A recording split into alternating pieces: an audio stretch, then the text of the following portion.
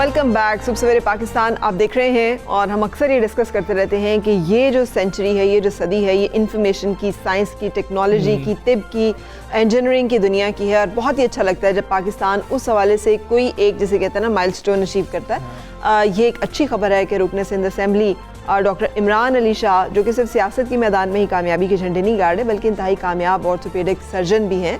उन्होंने orthopaedic surgery में एक और कामयाबी हासिल की है और कराची डीएमसी बस्ती के 29 साला मुलाजिम माइकल पीरा की 45 मिनट में कामयाब पेचीदा सर्जरी करके उसे ज़िंदगी भर की माजूरी से बचा लिया। बड़ी बात है, बड़ी कामयाबी है। हम सियासतदानों की ना ये साइड शायद दिखाते ही नहीं है, ह्यूमन साइड उनके छोड़ देते हैं। माजूरी की सूरत में माइकल को ना सिर्फ रोज़मर्रा के मामूलात ज़िंदगी में दुश्वारी का सामना करना पड़ सकता था बल्कि उनको अपने रोज़गार से भी हाथ धोना पड़ सकता था। और पाकिस्तान के हालात हम जानते हैं कि एक कमाने वाला है, 7-7, 8-8 जो हैं वो खाने वाले हैं। और ये बड़ी पेचीदा सर्जरी थी। हम इसलिए इसकी बात कर रहे हैं, सर्जरीज तो होती रहती हैं लेकिन रुकन सिंध असेंबली और मारूफ orthopaedic surgeon doctor Imran Ali Shah साहब इस वक्त हमारे साथ मौजूद हैं।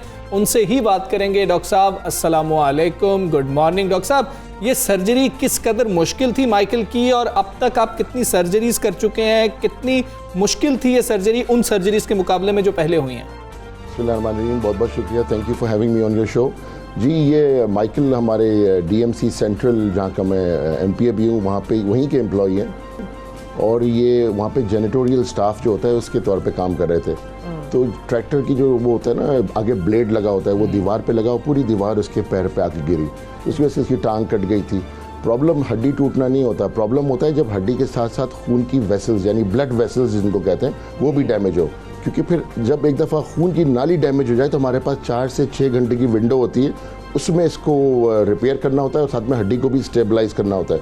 प्रॉब्लम ये हुई थी, बेचारा एक लोकल हॉस्पिटल में गया और वहाँ पे डीएमसी यानी कि लोकल गवर्नमेंट के साथ में ऑफिशियल्स भी थे। उन्होंने कहा कि जी इसकी टांग को काट देना चाहिए। अब आप जस्ट इमेजिन करें, हमारे जैसे मुल्क में जहाँ पे ऑलरेडी लोग इतनी पॉवर्टी लाइन में हैं, ख़ास तौर से इस लेवल के वर्कर्स जो होते हैं, उसकी आप टांग काट दें, 29 ईयर ओल्ड की, 30 साल के बच्चे की टांग काट दें। तो फिर खैर बहरहाल मुझे कमिश्नर डीसी साहब ने कॉल की, कहा कि डॉक्टर साहब ये पेशेंट है हमारा, आप ज़रा प्लीज़ देख लें, ज़्यादा अफोर्डिंग भी नहीं है पेशेंट। तो बहरहाल वो मेरे पास आया और फिर मैंने इसकी, क्योंकि ये एक बाहर की एनवायरनमेंट में चोट लगी थी, यानी कि फुटपाथ पे चोट लगी थी, तो अंदर कचरा और बजरी बहुत ज़्यादा अंदर थी उसके गोश्त के दरमियान और हड्डी के दरमियान। तो सफाई करके इसकी हड्डी को स्टेबलाइज किया गया, इसकी ब्लड वेसल्स को खोला गया, तो अल्हम्दुलिल्लाह इसकी टांग भी बच गई और इंशाल्लाह ये चलने फिरने के काबिल हो जाएगा। बिल्कुल सही। अच्छा डॉक्टर साहब, ये बहुत अच्छा लगा कि हमारे सियासत में ऐसे लोग भी हैं जो बाकी शोबाजात में भी कामयाबी हासिल करते हैं। और जैसे हमें बताया जाता था, वज़ीर-ए-आज़म इमरान खान साहब बताया करते थे कि इतने PhDs हैं बाकी जो मुल्कों की पार्लियामेंट है उसमें, अब हम आके ढूंढ रहे होते हैं कितने PhDs हैं हमारे मुल्क की सियासत में। तो अब आप बताइए कि कितना मुश्किल है कि साथ साथ प्रैक्टिसिंग मेडिकल जो है उसको लेके चलना और साथ साथ सियासत को। वो कहते हैं सियासत के सीने में तो दिल नहीं होता और तिब जो है वो मुसलसल एक हसास दिल मांगता है। जी, मैं आपको बहुत इंटरेस्टिंग बात बताता हूँ। 2003-04 में जब मैंने पाकिस्तान तहरीक इंसाफ ज्वाइन की थी तो उस वक्त मुझसे काफ़ी पार्टी के लीडर्स ने भी ये बात की थी और खान साहब ने भी, हमारे प्राइम मिनिस्टर साहब ने भी कहा था कि डॉक्टर साहब आप लोग इतने बिजी रहते हैं, आप 8, 10, 12 घंटे काम करते हैं, आप कैसे सियासत को टाइम दे पाएंगे? तो मैंने एक ही बात की थी उस वक्त भी और अभी भी ये कहूँगा, जो कि अप्लाई होना चाहिए पाकिस्तान की एंटायर पॉलिटिक्स में, नेशन वाइड, कि कभी भी सियासत में एक पॉलिटिशियन को प्रोफेशनल नहीं होना चाहिए। There is nothing like a professional politician. Politician की अपनी डे जॉब होनी चाहिए, एक ज़रिया होना चाहिए उसके पैसे कमाने का। वरना अगर आप इसलिए आ रहे हैं पॉलिटिक्स में कि आप अभी लैंड क्रूज़र कब लेंगे, ज़मीनें कब खरीदेंगे या फिर अपने दूसरे तरीके मीन से पैसे कैसे कमाएंगे, तो फिर उधर ही करप्शन शुरू हो जाती है। तो मेरे ख्याल से हमेशा पॉलिटिशियन को एक प्रोफेशनल आदमी होना चाहिए, उसकी सोच होनी चाहिए, उसने वेल ट्रेवल किया हुआ होना चाहिए, ठीक कह रहे हैं फिर आदमी डिलीवर अच्छा करते हैं। हाँ, लेकिन वो आप लोगों ने ही फिर इलेक्टेबल्स की पॉलिटिक्स कर ली ना। आप लोगों ने ही पहले ही कहा कि PhDs होंगे, नए सियासतदान आएंगे, फिर आप ही ने कहा नहीं जी इससे तो 2012-13 के इलेक्शंस नहीं जीते जा सकते, तो अब तो जीतने के लिए हमें इलेक्टेबल्स चाहिए। तो तमाम जमातों के लोग जो हैं वो अब तहरीक इंसाफ में शामिल हो गए। तो आपने तो खुद अपनी पॉलिसी से डिविएट कर दिया, अब आप फिर उसी की हमें बात सुना रहे हैं। बिल्कुल सही है। मैं अभी भी इस बात पर स्टिक करता हूँ कि मेरे ख्याल से आदमी को एक प्रोफेशनल होना चाहिए। और पॉलिटिक्स देखें कॉमन सेंस होती है। खान साहब is bringing reforms in the country. Now I don't want to be this very political interview with me right now, मगर खान साहब is bringing in people who are from an educated background. हमारे आप MPs देख लें, सिंध के MPs देख लें, हमारे लीडर ऑफ अपोजिशन को देख लें, he is an NED graduate. बाकी जो लोग हैं हमारे MPs ज़्यादातर they are from a background that have professionals inside होते, ताकि उनको फिर दूसरे रास्ते नहीं देखने पड़ते ना।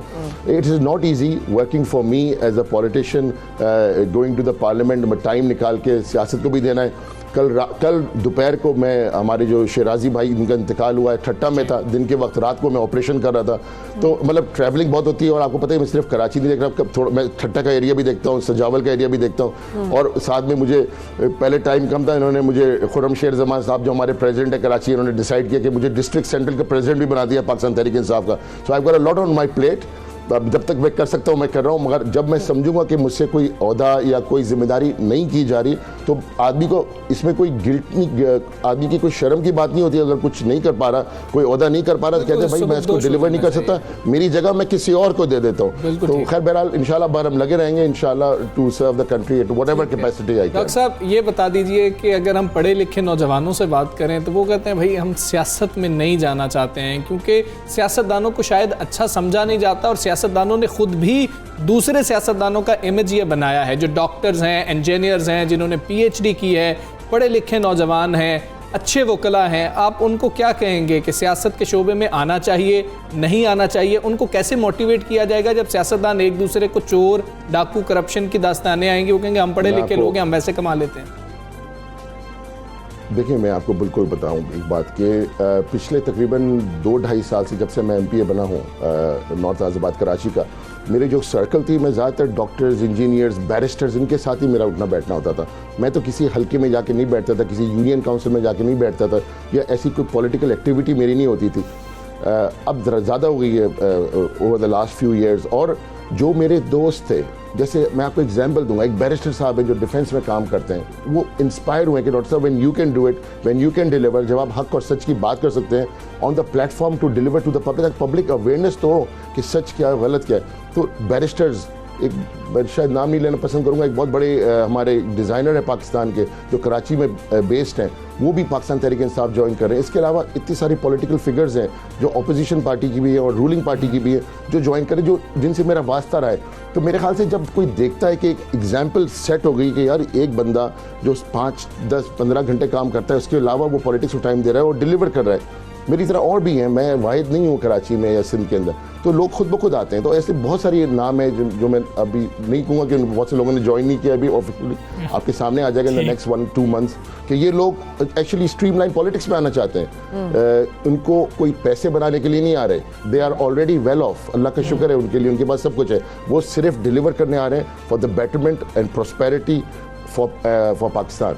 बिल्कुल सही, बहुत बहुत शुक्रिया, you truly is a positive, और अल्लाह करे कि हमारी सियासत का वाकई मिजाज बदले, पढ़े लिखे, और जैसे उन्होंने खुद कहा है कि वो लोग जिन्होंने पिछले इलेक्शन पे जो पैसे लगाए हैं वो पूरे ना करने हो और अगले इलेक्शन के पैसे ना निकालने हो, और उनके अलावा ऐसे लोग भी आए जिनका ख़ानदानी सियासत से, जिनका वैसे सियासत से ताल्लुक़ नहीं हो, सर्व करने के जज्बे के साथ। बिल्कुल ऐसे ही हमारे साबिक़ वज़ीर-ए-आज़म शाहिद खाकान अब्बासी साहब पढ़े लिखे आदमी, इंजीनियर, और आपके हमारे मौजूदा सदर डॉक्टर साहब हैं, तो पढ़े लिखे लोग मौजूद हैं, हम उनको शायद देखते नहीं हैं, उनको साइड पे कर देते हैं। हम वही बात करते हैं जो सियासतदान एक दूसरों के ऊपर कीचड़ उछालते हैं। पढ़े लिखे लोगों की हमारी सियासत में बहुत ज़्यादा ज़रूरत है पाकिस्तान की बेहतरी के लिए, अच्छी पॉलिसीज़ के लिए, पढ़ी लिखी पॉलिसीज़ के लिए। हमें एक ब्रेक लेनी है, ब्रेक के बाद फिर आसिफ।